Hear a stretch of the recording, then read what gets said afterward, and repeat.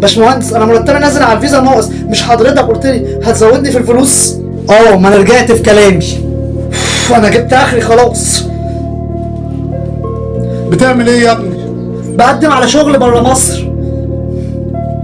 عاوز تسافر وتسيب باباك واصحابك ومصر؟ عاوز اعمل فلوس بقى يا حاج. ناس كتيرة بتعمل فلوس هنا بس بتشتغل وبتشغل دماغها. بره اسهل من هنا بكتير يا حاج. الغربة بتدفعك حاجات كتير اغلى من الفلوس. انا قررت خلاص. ما تنساش تسأل على باباك ها؟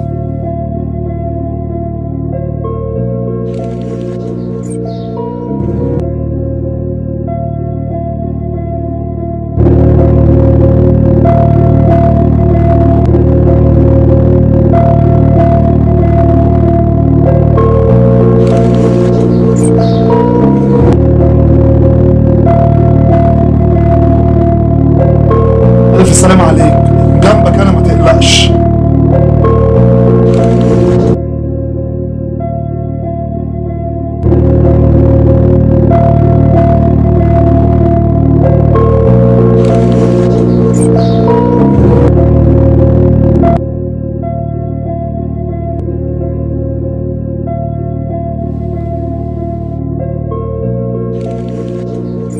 سافرتش ليه؟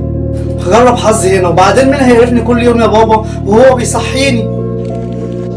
ناس كتير حلمها ان هي تسافر، وده بيشتت الشغف والتفكير على شغلهم هنا. عاوز تسافر سافر، بس اعمل حسابك ان انت هتدفع تمن ان انت ما بتشوفش اصحابك، تمن ان انت ما بتشوفش الحتت والاماكن اللي انت اتربيت فيها. بدل ما انت بتحلم ان انت تسافر، احلم ان انت تسعى وتعلى وتكبر هنا. ونصيحة مني، مهما لفيت ومهما رحت ومهما عملت مش هترتاح الا في بلدك هنا.